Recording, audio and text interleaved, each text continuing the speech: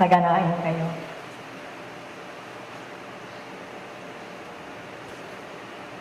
Ang walang hanggang pagpapala at pagsubaybay ng Ama at manatili ang bawat isa sa kapayapaan ngayon. Ayan.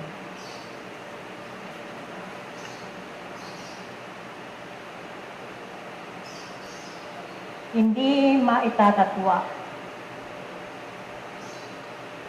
ng bawat isa sa inyong nakabilang rin kayo sa marami ninyong mga kapatid na sa araw-araw kalinsabay ng pagbubukang liwayway, pagmulat ng kamalayan, ang maraming agang-agang, katanungan,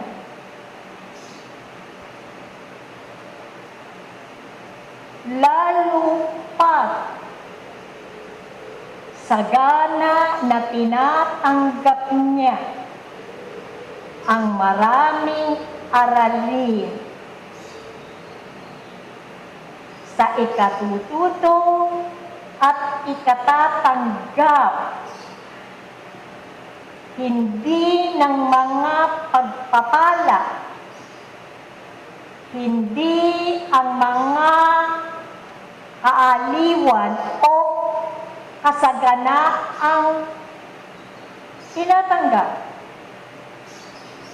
ngunit lihim at patuloy na nagtatanong sa manlilikha, bakit? Hanggang kailan? Paano? Maisa sa balikat at madadala ang krus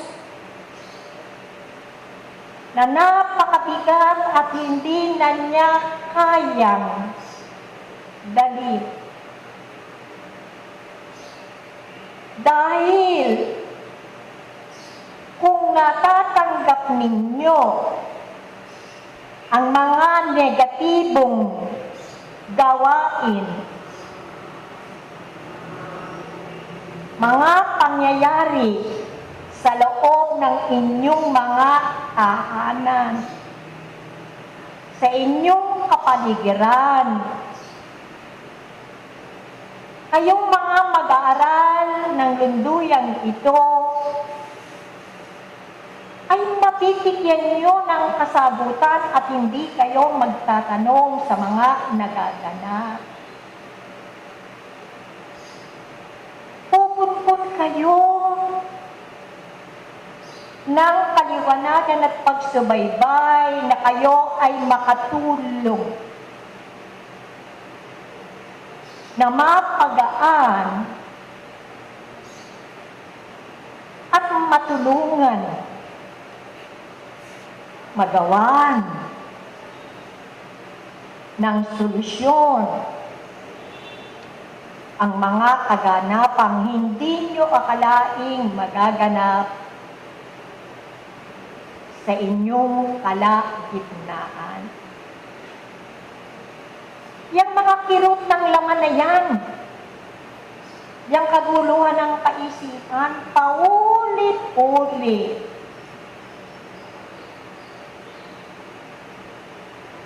Na ipinapahayag sa inyo ng mahal na direktor ng mga talaytayan. Sa unang para po pa lamang ng pagpapahayag, binigyan nyo ng diin.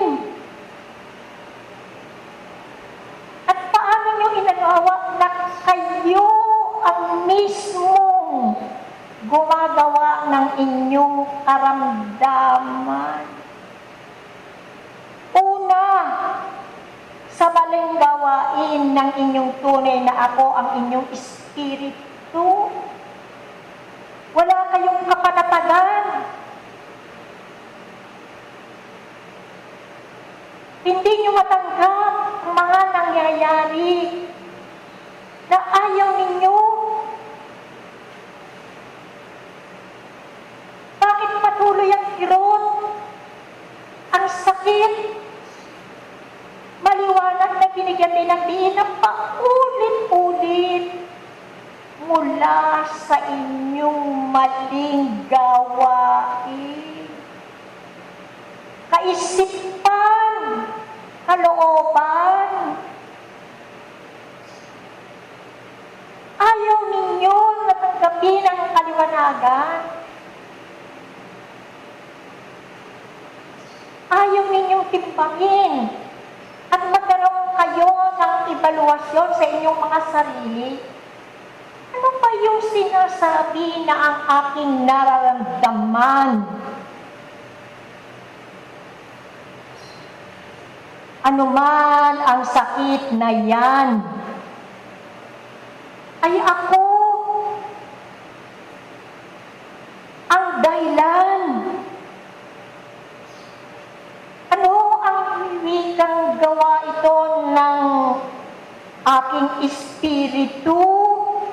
Nagtanong ba kayo? Binibigyan uli ng paulit-ulit na diin na ang binibigay sa inyong tulong sa lihim ng kabatlayaan ay pansamantala lamang. Ito ay batay sa level at kabuuan ng iyong ako. Ang inilalapat na magnetismo sa inyong katawan laman. Bakit paulit-ulit na ang maraming panahon na ginugugol ay magagamit ninyo upang ang agam-agam na yan,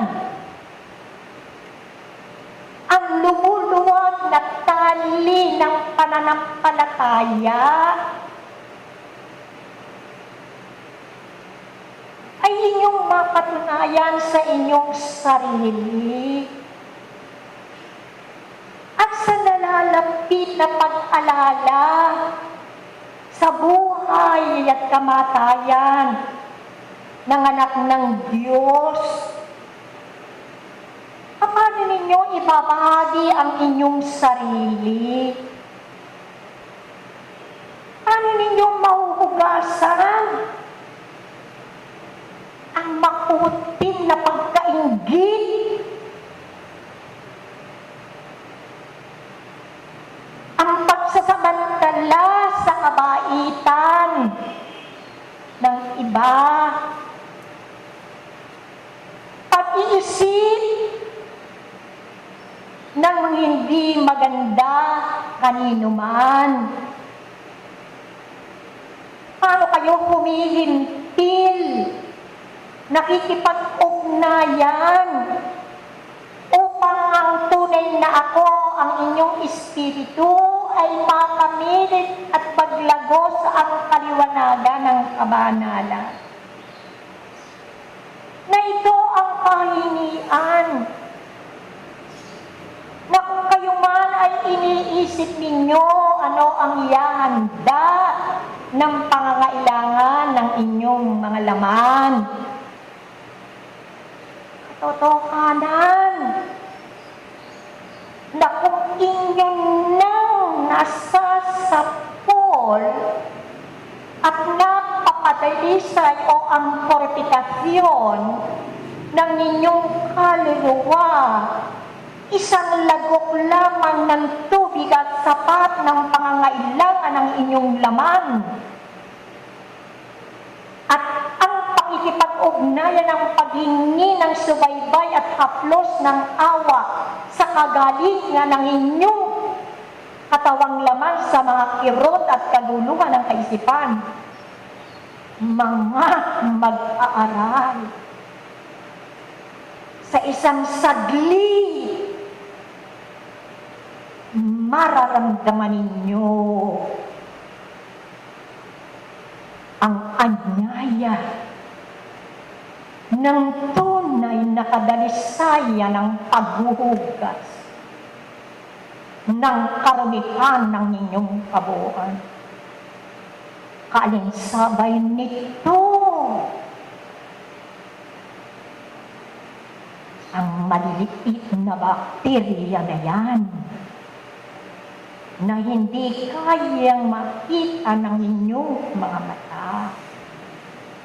Ang mababagsik na virus na yang nagtatangka at nagmamatsyag at sinusubaybayan sa lakas ng pakikipag-ugnayan mo at paghingi ng awa at pagtanggap ng katotohanan. Mga mag-aalal, ang mga kirot na yan ay isang kadahilanan lamang. Isang panawagan na ikaw sa iyong sarili ang dahilan kung bakit patuloy mo iniiwi ang kirot na yan sa panahon ng iyong paggawa upang mahawi ang lambong ng pag-agam-agam. Umapit ka lamang sa Kanya. Nalalaman ng Ama at ng mga batlayang sa inyong sumusubaybay ano ang iyong limitasyon sa paggawa alang-alang sa iyong kapwa. Na kung inyong naalala ang nangyari kay David sa unang tipan, na nagkalat ang kalagiman na ginawa ng mga Palestino. Tinakda ng kanilang pinuno ang lahing Amalekites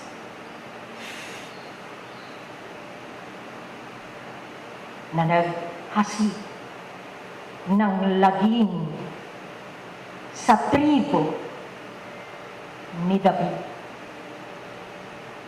Bata, matanda, may sakit, mga kababaihan. Inasrang kanilang buhok. Ang iba ay kanilang piniit. Binasa ang kabuuan ng pamayanan. Ang kalunos-lunos na pangyayari ay hindi matanggap ng mga kawal ni David. Abot sa kalawakan ng kanilang paghihiyaw ng katarungan. Panangis, pagkuyom sa mga palad na wala silang nagawa, nailigtas ang kanilang mga mahal sa buhay at ang pamayanang kanilang kinabibilangan. At napagkayarian ng mga kawal ni David na siya ay paslangin, batuhin, palayasin, sapagkat siya ang pinuno na walang anumang nagawa sa kaligtasan ng kanilang pamayanan at ng mga mahal sa buhay sa ilalim ng bangis ng mga Amalekites na mga Palestino. Ngunit, hindi natakot, walang agam-agam na tumayo at ipinamukha ginawa ni David sa panahon ng kanyang paglisa na unti-unti niyang muling binubuo ang mga paraan na mahugasan ang panininding, muling maibalik ang pagtitiwala ng kanyang mga tauhan. Hindi siya nakalimot sa amang makapangyarihan. Walang pagtutol, walang agam-agam, walang pagtatanong, kundi sa gabing araw ng kanyang pakikipag-ugnayan ay humihingi siya ng subaybay ng paano ang kanyang gagawin na maibalik na muli ang pagtitiwala ng kanyang mga tauhan sa kabila ng kawalan sa nakaraan. Nagawa ni David sa maikling panahon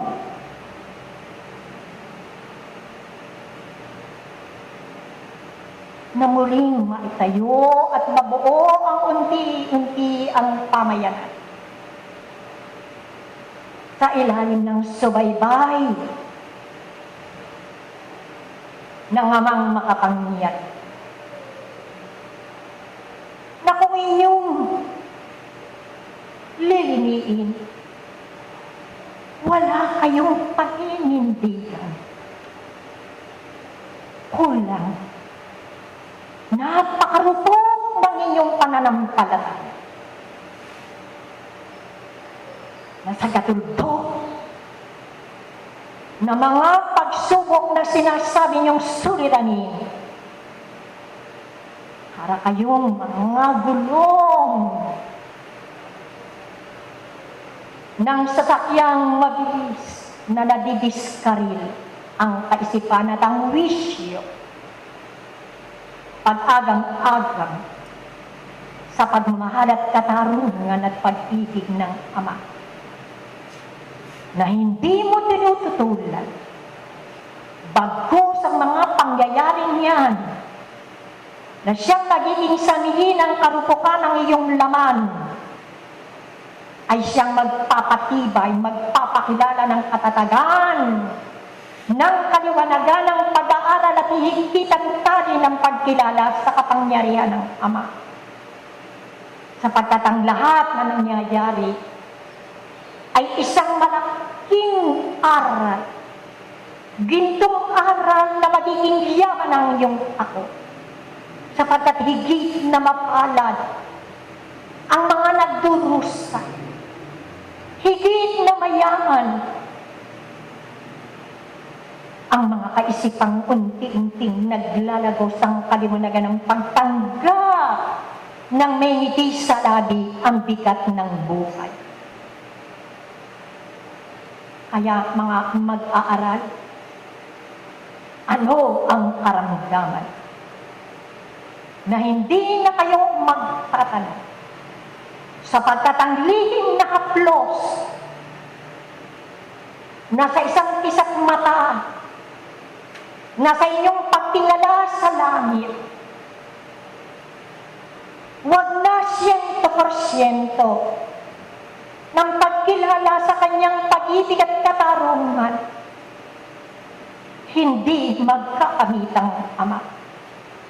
Dadaloy at matatanggap hindi ang lihim na pagmamahal, kundi ang hayag at ang lantay na pantay-pantay na isasabog nyo, tatanggapin ninyo sa lahat at bawat isa ang katotohanan ng kadakilaan ng pagmamahal ng Ama. mga kirot, higit kayong superior, mas mataas ang inyong kaisipan upang utusan ang mga sumisirang yan sa inyong mga laman, sa inyong mga gatilan, lumalangkap sa inyong mga dugo, lakas ng isip, pananampalataya, ang lahat na yan ay mabibigyan ng kasagutan at ng lunas. Papatuloy tayo ang gawain